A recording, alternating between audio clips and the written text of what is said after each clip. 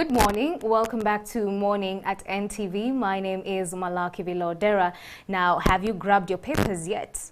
The big story is what we saw yesterday, what happened in Parliament. Of course, the members of Parliament passed the contentious Excess Duty Amendment Bill 2018 number 2 yesterday. 164 members of Parliament supported the taxes while 124 rejected it. And so in your papers today, in case you haven't grabbed that, the big story is still on that. The Daily Monitor says how your MP voted on mobile money tax, so be sure to grab that. The New Vision has put it in a very subtle way, and it says mobile money tax reduced to 0.5%. So in studios today, we're gonna try and talk about what impact this will have on you and I, on the business person, on the mobile money operators, what exactly it means. So in studios, I'm joined by Ian Mutibwa, who is a tax expert. He is the head of Tax Signum Advocates. Thank you so much, sir, for joining us. Thank you very much, Mary. We get into it, let's show our viewers, just in case you missed it, let's see what exactly transpired in Parliament yesterday so you can get to see what your MPs voted for. Let's take a look. No. No. Honorable Chair, I vote no. No. I vote no. I vote yes. I vote yes. Mr. Chairman, for the people of Kalungu, I vote yes. I vote yes. I vote yes. I vote yes. I vote yes. I vote yes. The people of Uganda, I vote yes. I vote yes. I vote yes. Vote yes. I vote yes. If we don't pay taxes as a country, where do we expect government to raise this money? It's on that basis. That's why I have supported this tax measure, so that government can raise money to help us cover up such a... No, I'm not feeling bad. In fact, I'm taking pity on them. They have defied the caucus decision. They have lost. You would rather defy and win. Then you will justify your defiance. But you defy and lose, double jeopardy. I just pity them. I don't feel bad about them. I just take pity on them.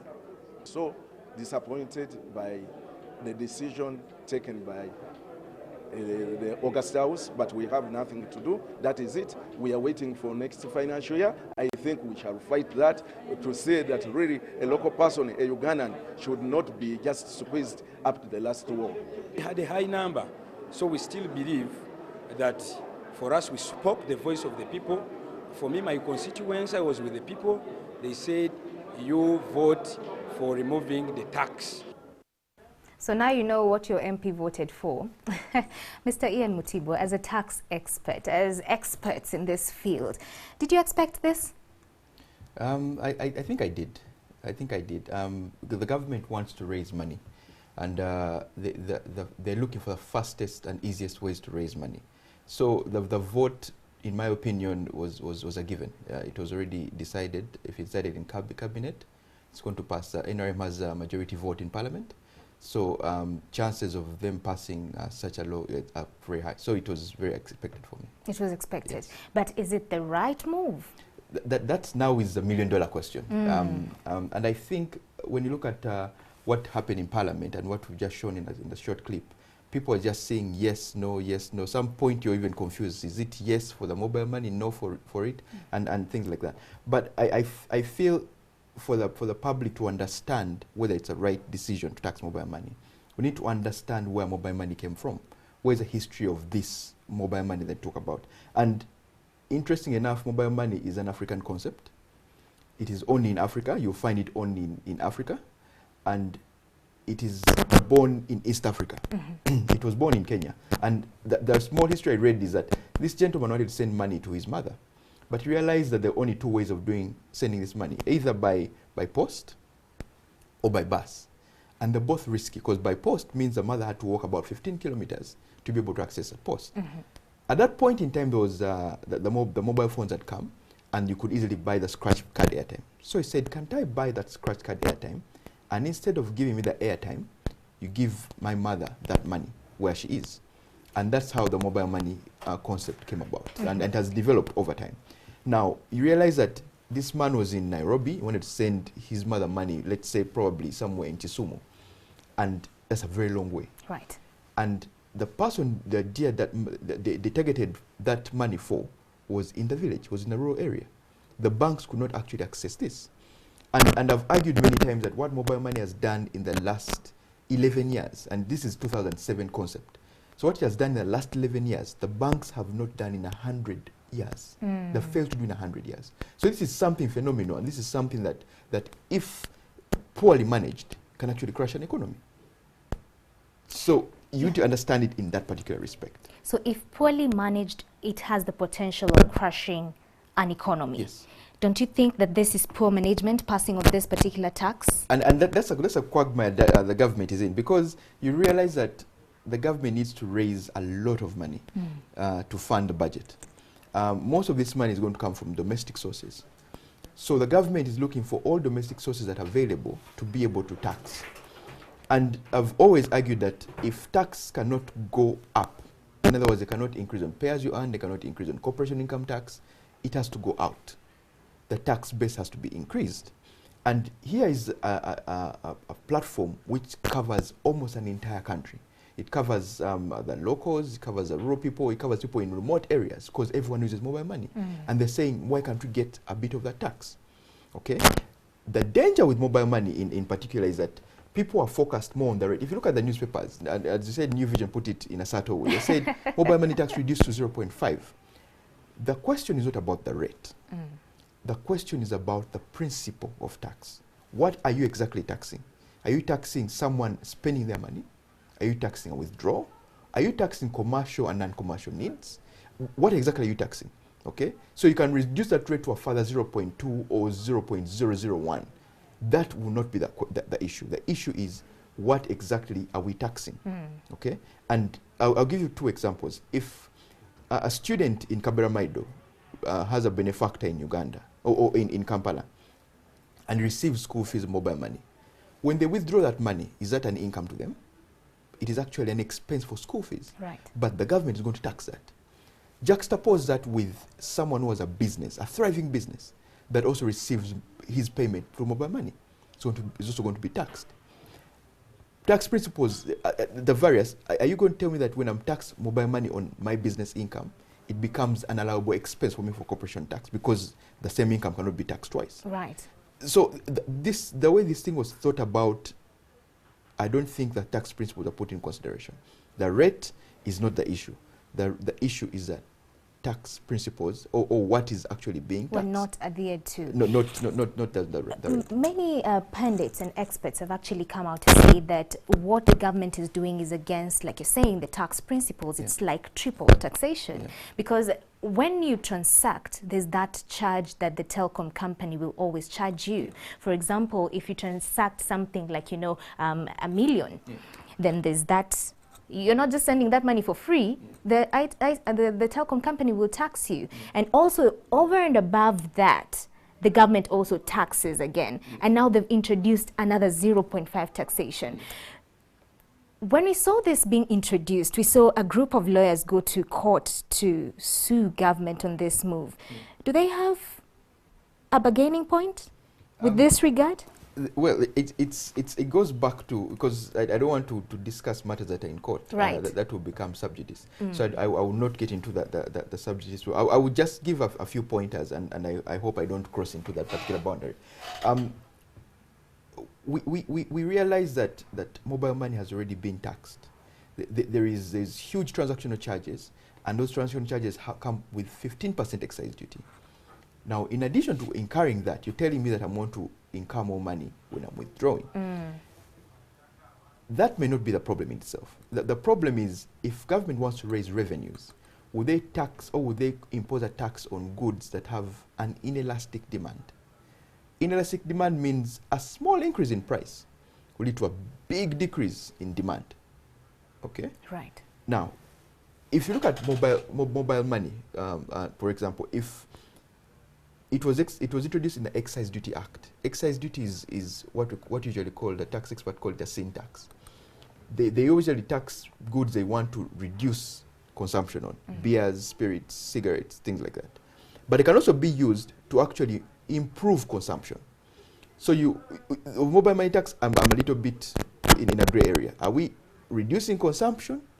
Because when you tax mobile money, the natural effect, and BOU has the statistics, over 600 billion was lost in just the first month. Right. Airtel has had 33% drop in just the first month. That is July. Now we are going into November, almost 4 months later on, and I can assure you the numbers keep dwindling down.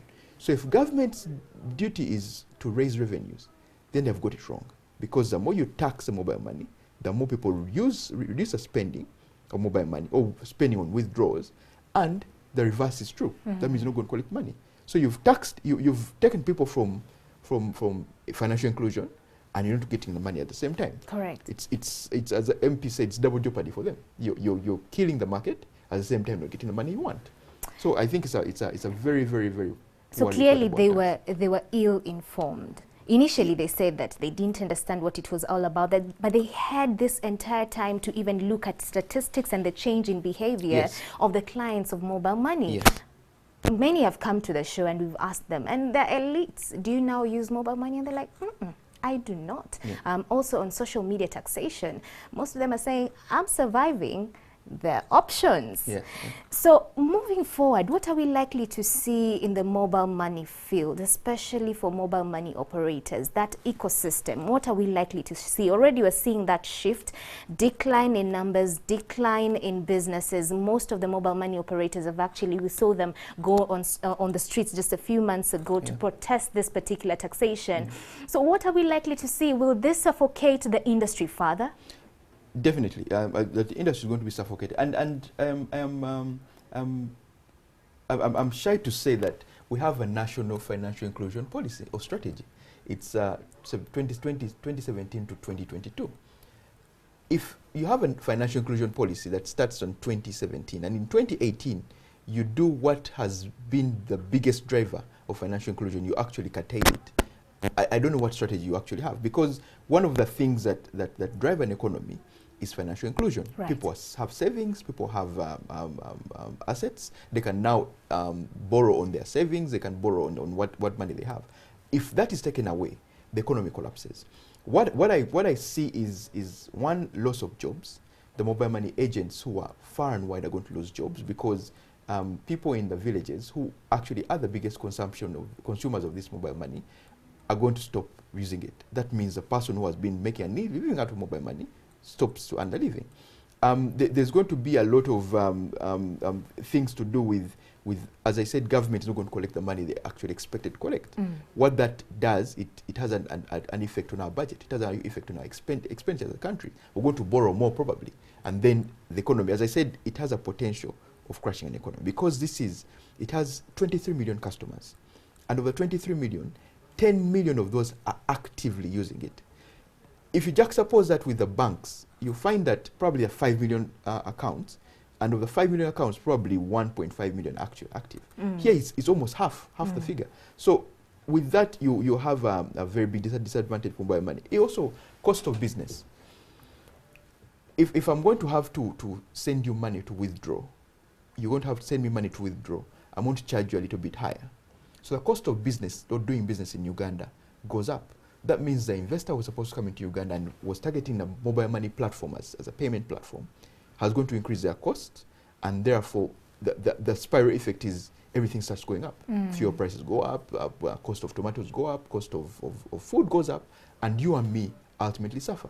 So the elite could think that this is a problem for the people in the village, but ultimately it has an ultimate implication on you, the elite, because everything will have to go up because the cost of business is going up.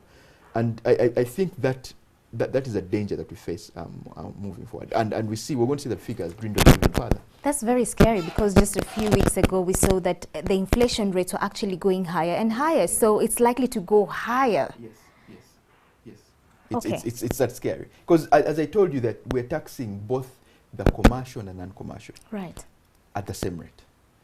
That alone is bad in business, it's bad in economics, it's bad in tax. Let me ask you a question. Yes. If this tax was not direct, if it was embedded in maybe the cost of the cost of transaction, beg your pardon, would it be more acceptable by the public?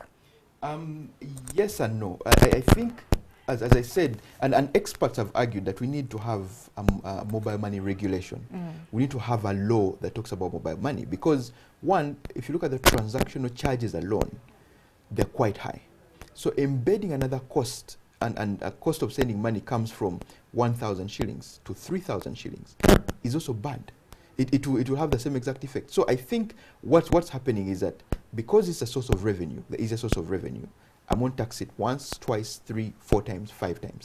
And the natural effect, implication is people they'll draw back. So even if it's a hidden cost, the cost of sending money will still be high. And my view will be, why would I go to mobile money when I can actually use the bank and get charged lower? So there's that particular bad implication. Let's look at this way. What the ministry, the Minister of Finance was actually saying is that this mobile tax, we need to look at it from a positive angle, because then it will lessen the burden of foreign debt that we have as a country. So meaning they're trying to look at every single angle where they can collect money so we can sustain ourselves and maybe pay off some of these debts. In terms of strategies, in terms of us being at a point whereby we can be able to comfortably repay our foreign debts, what ideally should be the right direction to take?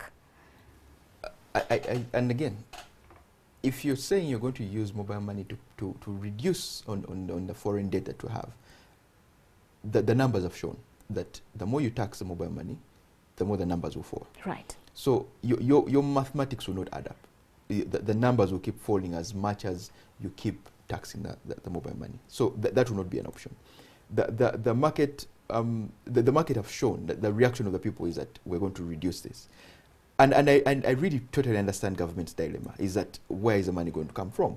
And one of the ways that I feel our government of Uganda needs to address a tax issue, so that can make people comfortable in paying tax, is to have what we call tax accountability. Can we see where the tax is going? It will be easier for someone to pay a tax when they're seeing the social services going up, when they're seeing the road networks going up, when they're seeing their betterment they're having a better economic situation. That tax accountability is very important. Although tax is a non-quid pro quo, you don't ask what I've paid for, it is always important for someone to know what they're paying for.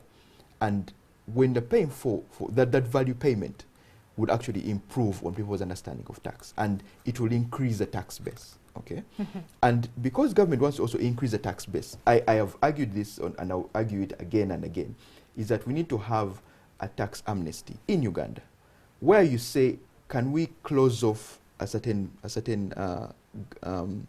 debt and say whoever has not been tax compliant, we forgive in the past. Can we move forward? Okay, I feel with that tax amnesty, you have people coming into tax. And your issue of national debt, of paying off the foreign debt that we've incurred, will actually be an issue of history, because now you have more people who are in the tax bracket and who are paying tax. But if you choose a method that is repulsive, the people are not are going to recoil and say, if I can avoid it, I will not do it. Then you actually shooting yourself in the foot, and that's what's exactly going to happen. I, for one, you load mobile money, and you're going to use it for buying airtime, because now airtime is bought by mobile money. You're not going to withdraw. You're just going to load it, pay bills, buy airtime, buy data, and that's it. The government will not get the 0.5% that they want from me, because it's an easy way of avoiding the tax. Most of the people have said that if government just embraces the budget neutral policy, then it might help us, because then we'll be forced to live within our means. It's just the same way. I can choose to live beyond my means, and of course I will struggle. I'll keep borrowing and struggle with repaying these particular debts. So as a country, Should we relook that and maybe embrace this particular policy where we just stick to what we can afford and stop having this particular, what people say that this government has a great appetite for borrowing? So would that help? And unfortunately, in the 21st century, that may be difficult. Because people are more informed, people are more traveled, you can easily access the internet and see what's happening in other worlds. So whereas Kenya is having flyovers and Uganda doesn't, we also want to have those flyovers because that shows development. So the government is in a fix where they want to develop the country, develop the road network, develop the telecom network, have banks and everything. Vis-a-vis, they are cutting on spending. So if the government cuts down on spending, and you can see it in the economy, if government does not spend, the economy becomes bad. If government spends, the economy actually booms. The government is biggest consumer. So I feel that approach may not necessarily work in this 21st century. But again, I'm not an economist. I'm commenting on matters where I may not be privy to. But I feel that approach may not work because there's need to have development. Development comes at a cost. Cost may be borrowing because we're not at that level of financing our own things. But the best way of doing it is now knowing where to tax, where to pick the tax, and how to actually present this tax. So if our economy is ever to grow, yes, because now, of course, that industry, like you said, what we are predicting is that the industry will be suffocated, mobile money industry, and financial inclusion will go back to where we used to be. Are we, in terms of economic growth, what should happen? And with this now happening, are we likely to see people going back to a cash economy in a digital world? Definitely. We're going to see a lot of cash transactions. And those who are banked are going to stop using the mobile to bank option, and they're going to start using their banks. The queues are going to get longer probably in the banks. And those ones who have been in the rural are going to say, you know what, pay me by cash. If you don't pay me by cash, then let's not transact. So you're going to go back to a cash economy, which is very dangerous. Sending money on banks, on buses, having money under beds. There's high unemployment, so people are going to realize people are keeping money under beds. The security problem is going to increase. So it touches, as I said, the economy is affected through and through. So I feel with the mobile money, we had a buffer. Money was on the mobile money account. If you wanted to get it, you had to have my PIN code. If you don't have my PIN code, and all those things happen. But now, if I have cash, government is going to trace that cash because they cannot trace it. It's a cash transaction. Two, I won't have a lot of money in people's hands, so security reasons also are going to spiral. Right. So I feel, and we've seen it in the way these laws have been presented, retracted, presented again, amended. Yesterday there was one of VAT that was that the minister gave a ruling on and said this VAT withholding should now stop. I mean, they're not withholding agents anymore. So you see that it's a test. We're testing the waters. And if we test the waters and realize this is a bad law, take it back, rethink it, bring it back in a better way. Okay? If we don't do that and we think it's about the rate, we're going to lose it. We're going to lose it. We're going to lose it. So yesterday they would have ruled to abolish it completely. That would have been the ideal direction to take. Because it's a big economy. It's affecting businesses. It's actually making businesses thrive. And if businesses thrive, government should be able to tap into corporation income tax, pay as you earn, and all these other things. And there's so many. I don't want to get into the intricacies of the tax on other taxes, because there'll be a grave. So for it to be presented in a better way, in a more acceptable way, that will not create the market to actually go down. That's how it should be presented. Ian Mutibwa, Head of Tax, Signum Advocates, thank you so much for making time. Thank you too. Thank you so much for helping us understand how this will impact, you and I in the coming days. Let's watch this space. Let's see what happens. Of course, it's a developing story as well. Now experts are coming in to criticize this particular move. Will members of parliament heed to it? Will government heed to it? Or it's here to stay? Let's see what happens in the coming days. That has been it for Solutions segment. Don't go away. Flavio Tumusime will be coming on next on Take Note. Stay tuned.